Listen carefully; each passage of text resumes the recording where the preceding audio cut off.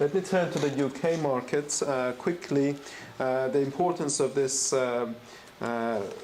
has been mentioned, that the UK actively engaged in Islamic finance to support wholesale banking, which is a link to the capital markets.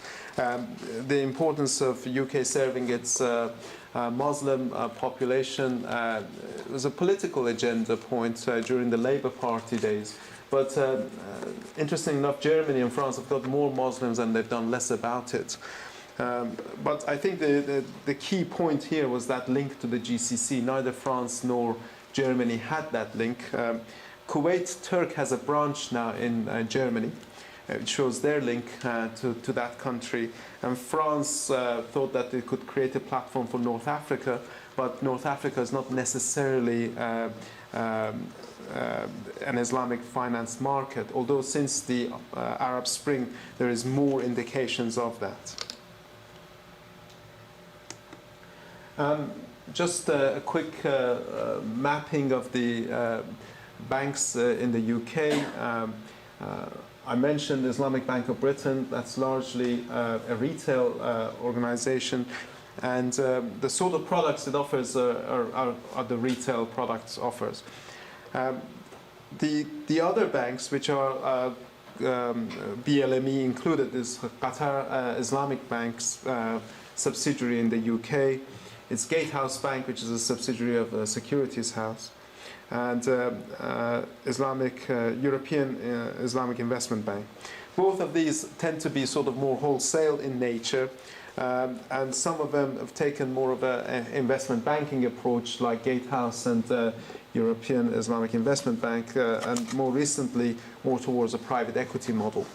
BLME, I suppose, always intended to be to run a balance sheet. We're the best capitalized one, but for the purpose of actually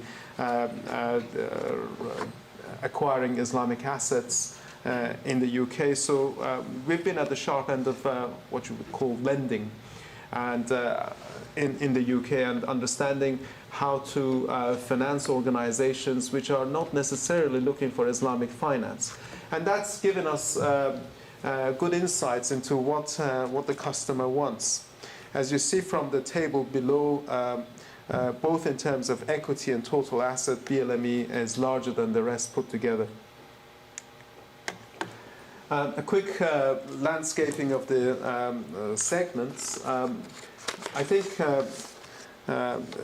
if you look at the sort of inquiries we have from the retail all the way to the blue chip, we find our main battleground to be the SME market. SME for two reasons. One is that at the moment they're very poorly served by the main banking, the conventional banks. And the second thing is that you tend to make the margins, and banks of our size, the cost of funding that we have is quite prohibitive. And we therefore need to look for a client base that actually allows us to offer our products competitively. We look at quite what I would call a traditional merchant banking model to serve this sector. We offer corporate financing, asset-based lending, and high-yield note issue.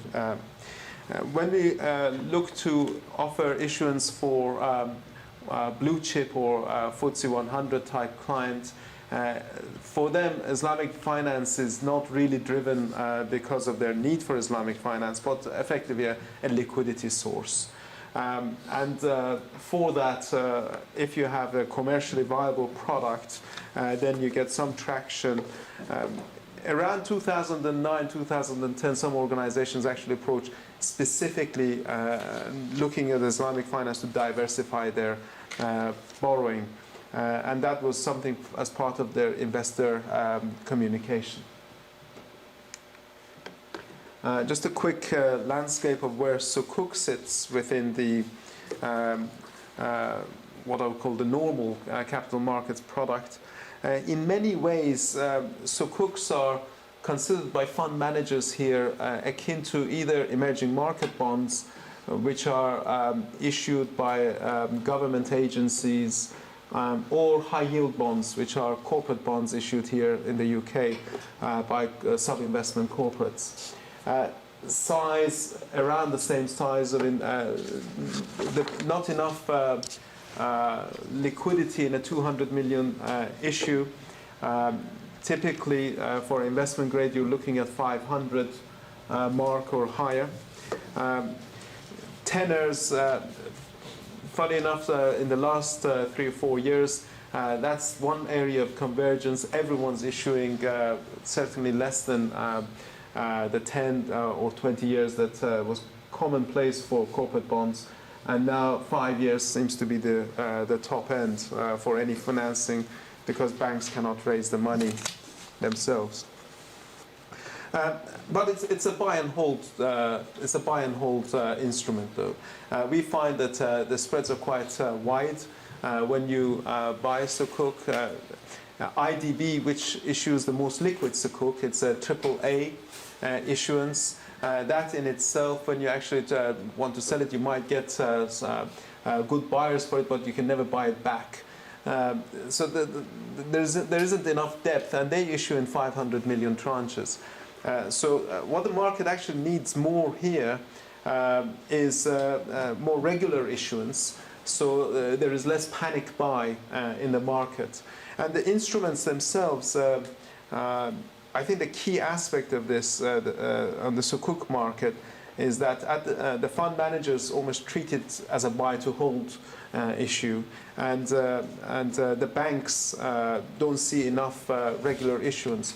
There was a roadshow by Sharjah Islamic Bank, and when we went to it to see what's this new $400 million issue going to work out, and the only reason they said they were going to issue as a one-off was because they couldn't get matched liabilities for their loans.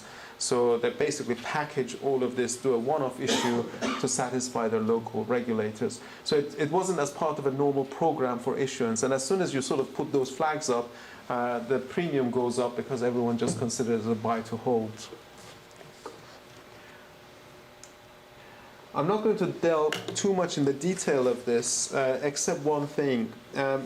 The relationship here between the issuer SPV and the originator is continuously one of asset transfer and ownership. And this is the key difference between what we have here, which is an Ejara-based structure, and what you would have in a normal bond issue, which is a debt structure. So the SPV, the issuer SPV in a conventional transaction would basically lend money and borrow money. And both of those contracts are equated to a debt financing contract. Whereas here, we keep having the movement of asset and the assignment of asset and the obligation of repurchase, etc. And that's from a taxation point of view, every time you need to be mindful of, is there a VAT payable by the lessee, is there a capital allowance movement, and all of this makes the difference. Now, if you've done car leasing transactions, you might be conscious of some of these issues, but even then, or if you've done securitization for British land, but even then you find that the actual issuing entity is, all it issues is just debt and not the beneficial ownership of the assets.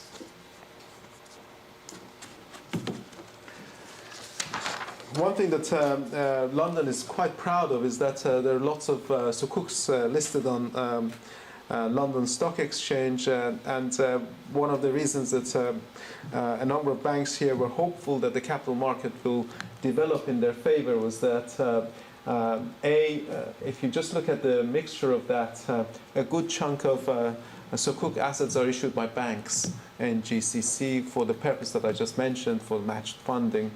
And if you're a bank belonging to some of those banks, like QIB here, belonging to QIB Qatar, we are owned by a good chunk of us, 20% by NBK, National Bank of Kuwait.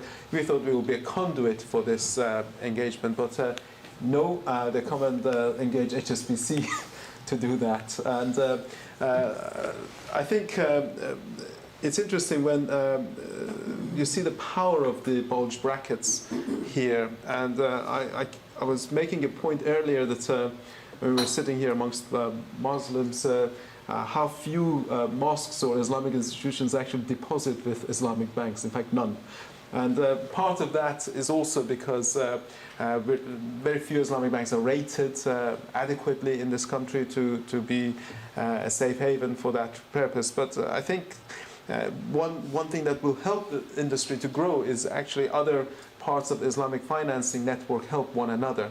And trade finance is the best example of that, and I'm going to finish off on that. But yes, banks do issue. Real estate is a darling asset of Islamic financing. In fact, majority of the UK legislation is targeted in the capital markets area for that particular purpose because it's the asset class of choice. Many of the GCC investors in the UK tend to be real estate investors. Quickly, distribution. I think I've just pointed some of the advantages and disadvantages.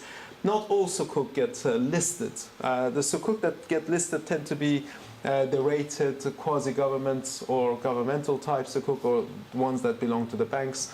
Many are just private placement. The good thing about London is that it has one of the highest concentration of the fund management and the asset management industry.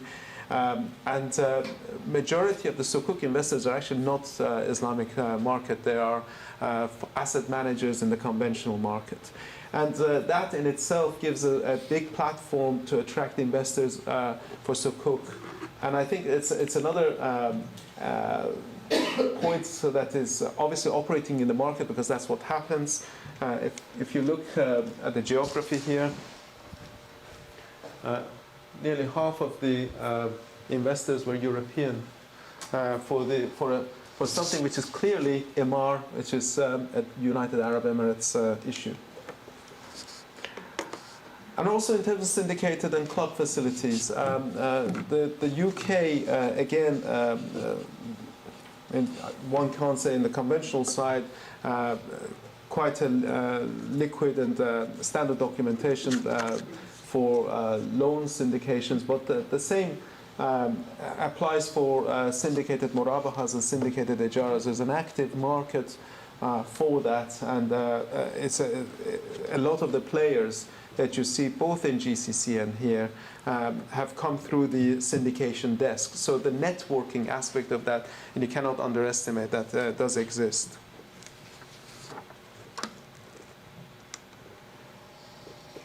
I think just to stress on the private placement, and this is part to do with the framework that's established here. The Alternative Finance Act actually addresses one issue quite importantly. In Islamic finance, the concept of ownership is quite important in generating rent for a tradable instrument, which you're allowed to sell that beneficial ownership, and that's how sukuks are traded. And majority of investors don't want ownership. They don't want the hassle of being responsible for taxation and everything else associated with ownership. And the main interest is security. And the Alternative Finance Act actually addresses this point quite well, that a sukuk investor whilst has a beneficial ownership in that, is actually that ownership is behaving like a security, because at the time of default, you have to sell back. And it allows you for doing so to the original borrower, and that way you create a clear obligation, a debt obligation on that person. That's quite a distinctive feature. Remember, the point that you do that is when the guy is under default, and that's when you exercise your security and you're passing the asset. But the legislation allows you to do that without losing any of your rights. Again, liquidity and depth. This market in its conventional side is quite a liquid market, and it will not be an issue at all for issuing benchmark size sukuks in the London market. The English law and the reliability of jurisdiction of the English courts is quite dominant in pretty much all Islamic financing transactions. We choose English law. Uniquely under English law, we have the trust and the trustee language, which actually facilitates development of capital markets. It doesn't quite work under civil law, and majority of the capital markets issues tend to steer towards English law. And finally, in terms of risk management, the contracts by ISDA for Islamic finance derivatives are now developed. But certainly in terms of risk management, the counterparties in the London market